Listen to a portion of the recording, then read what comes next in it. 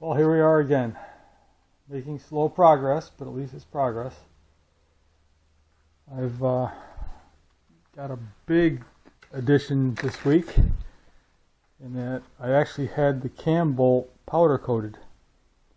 So all these years that I've had rusty cam bolts, I finally decided to get one powder coated.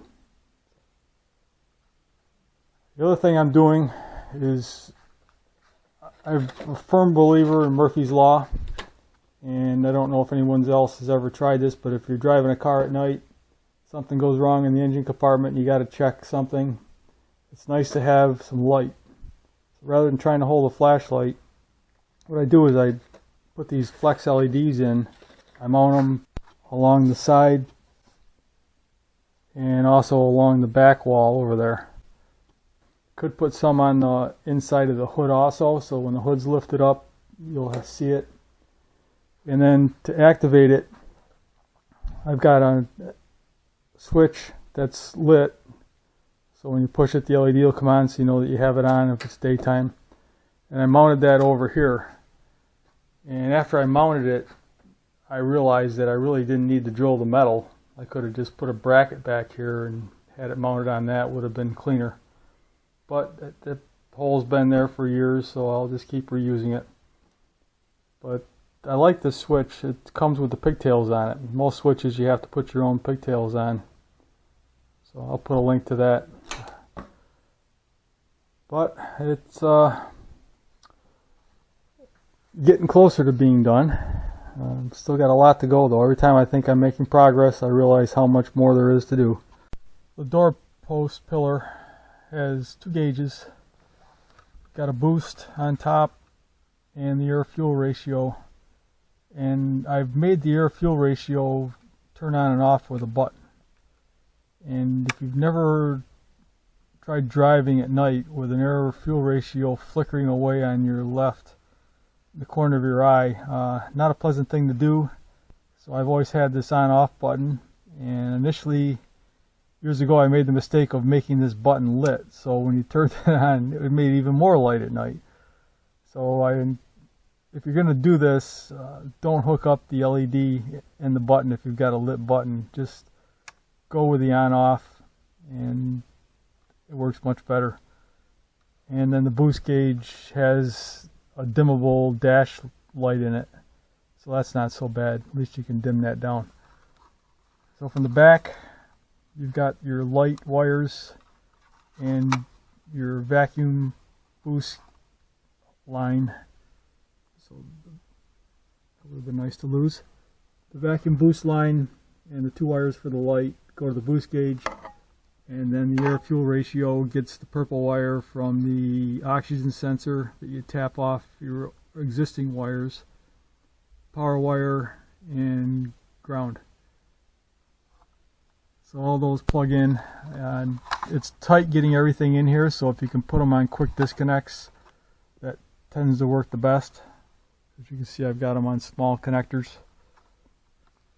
If you try a bigger connector, you're trying to cram everything in, and it's just a real pain.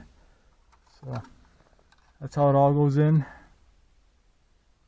I should probably get that painted to match the interior now that I'm looking at it. I guess I can do that down the road. So that just bolts in.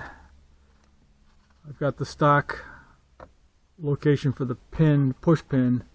I've made that a screw, and then tap or drill the hole for the screw on the top. So that's how everything mounts up to the door pillar. A couple tips on mounting the gauges in the door pillar is that the bottom gauge is really tight. You can see there's not even enough room to put a second nut on the inside. So it holds fine with just one nut on there. And you can see how I've mounted the switch in. And I've only used the two wires from the switch for power. On the boost gauge, which is my upper gauge, one problem I ran into was when you go to mount the line, that you've got to rotate this gauge. It actually sits in there about that angle when it's in position. So to try to put that line in is really tough. So I don't even put any kind of a bracket on it. I just leave it sitting in place. It holds in position fine. That doesn't rattle around. And of course I'm running push connectors on there, so I can just pop everything on and off quickly if I have to pull the door pillar.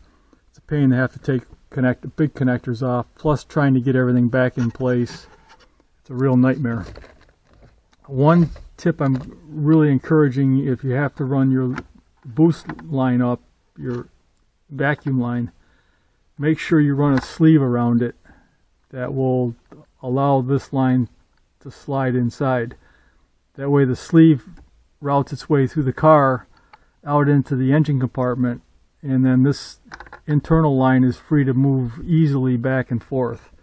If you don't, you're going to be pinching the internal line and wondering why you can't make everything fit together.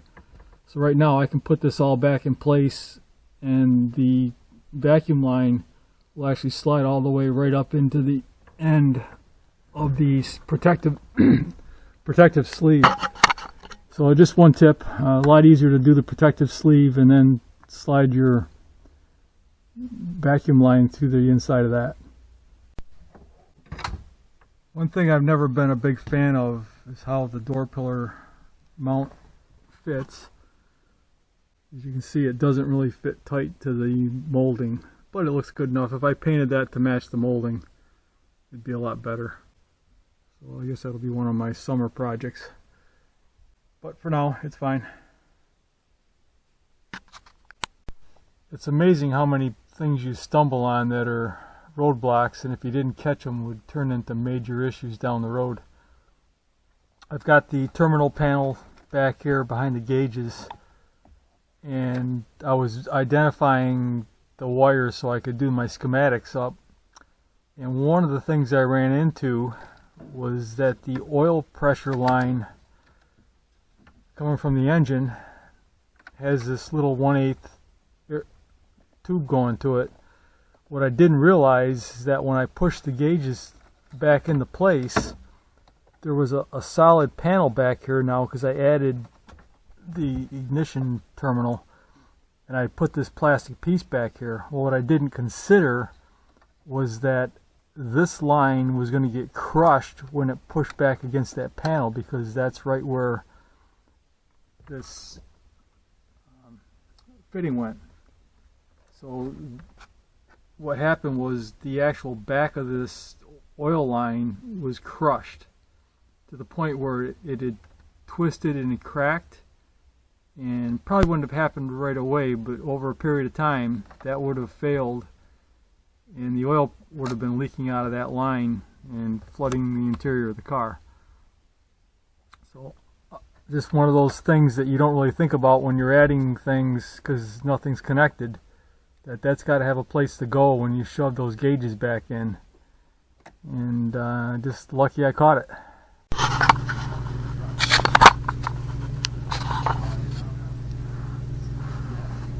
I've mentioned the PosiTap connectors before, and figured I'd show you how they work, how easy they are to use. So this one is a 12 gauge. You can get them 14, 20 different gauges. But all you do is you put it into the wire so that pierces the insulation with a pin, and then you take your other wire that you want to connect to,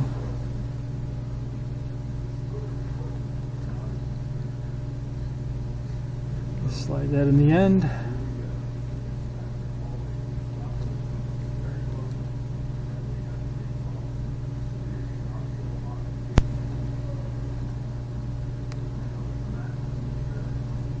You get it screwed in, and now you've got a circuit. And if you don't want it anymore, you just take it apart and it's gone. It's funny, while I was cleaning up some stuff, I found the original window switches for the power windows.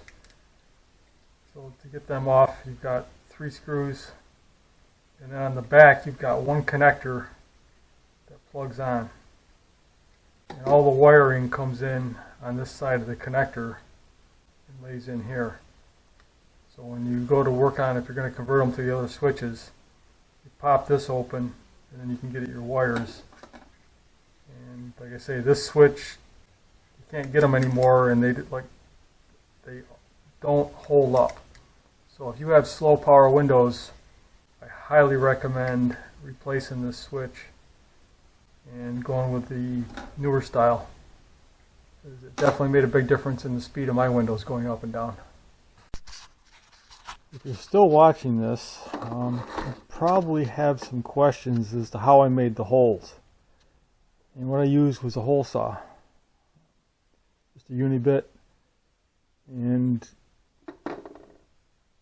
you can see the original panel had these square holes in it. So I didn't quite use them. I was a little offset and putting them in there. But if you take a rat tail file, these open up real easy, and then you can use that opening as your center hole for the file. Put this in a vise so it doesn't crack. Just lightly lock it in there. And it seems to work really well. But that's the secret. You can also just take a rat tail file and work with it if you want to spend the time. But if you have a unibit, you can drill a hole, open it up pretty much to the size you need, and then I use the belt sander to just lightly nick the edges so that they fit into these areas. The fogger switch is original. These are the new power window switches. And you can buy these online.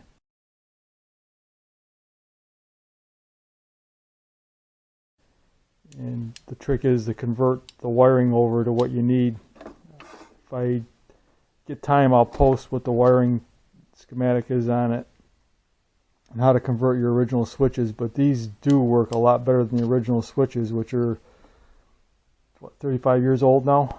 So definitely worth investing in. The only problem is the original switches came in from the back side and mounted in here, where the new switches, you're going to have to open them up to get them in there because they come in from the outside. So again, file. If you decide to replace your power window switches, you're going to need to do some rewiring from the factory.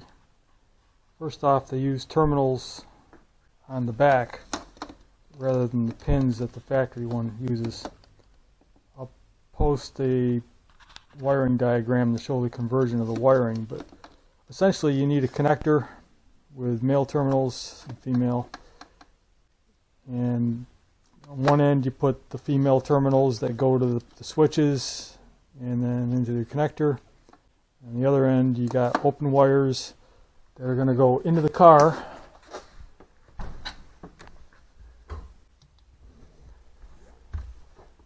and into these wires. So I'm going to cut these off and splice them in. These are the old setups, and the problem with this type of a setup is if you need to pull this panel out of here, everything's connected to the harness and you've got to unplug everything and then hope you get it back in the right spot. So what I've done is just I'll cut these and I'll have a connector that I can actually unplug and gain myself access. So then these are the old ashtray lights up front, which I no longer use. I've gotten rid of the ashtray. I'll show what that looks like in a couple minutes. And then back here you've got a harness for the rear window wiper, which on my Laser there is none. So I'm using that for power for other sources. And that'll be for the fuel pump and the fog lamps and all that. So that's all coming off that. This is the rear defogger connector. So now everything in here is detachable, so if I have to work on something, I can do it easily. The other thing you probably didn't notice was that my column is raised about 3/4 of an inch. I put a wooden block in here, spacer block, and I've raised the front because my shift cable is raised. When I raised the shifter to get the quick shift, I had to raise that cable, and so doing everything's got to come up on the console. So this portion of it is not stock. I'll get back into that a little bit later. Switches for the fuel pump and headlamps, the neons I should say on the headlamps, they all come in here. Relays, there's wiring, quick disconnect connectors. I go back to the relays, and then my power antenna. This is a slide switch. So if I want my power antenna up, I can pop it up, and if the radio is on, it'll come up. If I put it down, the antenna stays down. So even if I'm listening to the radio, if I got a USB or something, Bluetooth, whatever coming through the radio, I don't have to necessarily have the antenna up. I want to be able to keep that down. So that's why I did it that way. So that's just two wires going down to the antenna control. But essentially you've got two purple wires, two green wires, a brown, and a gray. And I'll put the schematic up that shows where everything needs to go. But these are the 5 wires that go to each switch.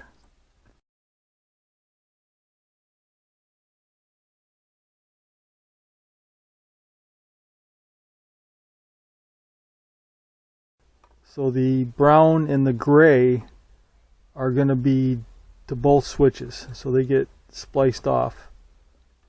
But the greens and the purples are separated, so they come out of your harness separately.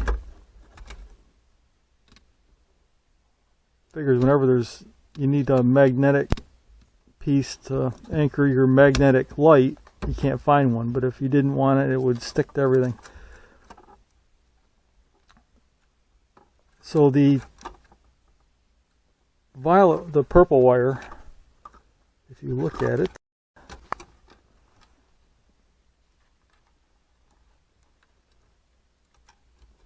one has kind of a whitish stripe on it. I don't know if you can see that on there. Well, the other one's solid. And the green wire also has a white. You see that down there? There's a white. So the white stripes go to one side and the solids go to the other. As I said, the brown and the gray go to both. To put the console steel panel in place, I had to do away with the front mounts the way they were. I can't even remember the way they were, to be honest, but I cut off whatever was in front and I put this L bracket in so that it would lock into the front of this and hold it in place. So now the plastic console screws down and the wiring, of course, is detached.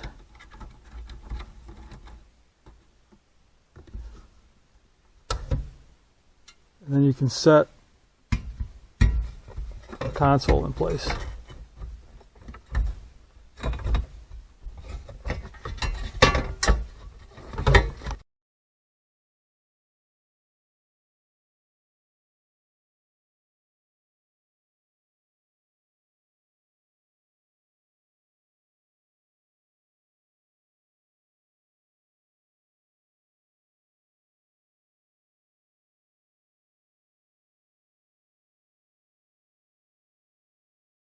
So you can see that this bracket fits right on that edge.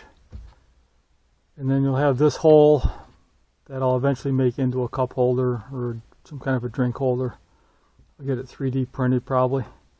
And then you can put the panel on for the dash whenever I want to do that. So for these, now that everything is quick release, it makes this so much easier to work on. I now have the console electrical panel finished up. And as you can see, I've got two 12-volt outlets, USBs, the power windows. This is just a digital voltage readout that's controlled by this on-off switch. And all these circuits are controlled by the ignition. So if you turn the key off, you lose all your power here, except for the digital display for the voltage. That's battery 12 volt. I got that off of the cigarette lighter power coming out of that harness. The rest of them I got out of the rear window harness through the posi tap connector. So that's the layout. As I said earlier, if I screwed up the wiring on the side windows, in other words, the left switch is different than the right switch, it's just a matter of swapping the greens and purples with the other greens and purples. And if I need to swap the direction, I just have to swap the purple and the green on the same connector. So if down is up, you just swap it and then it becomes down. Down here I've got the 12 volt outlet that used to go to the cigarette lighter in the ashtray, and that's on battery power, but I've got an on-off switch controlling it. So if for some reason I don't want it to be on, I can just use the switch to shut it off. So the only modification was behind it. I had to cut out this area. So if you need to add a power outlet, you'll just keep in mind you got to cut this area out. But it's a nice spot.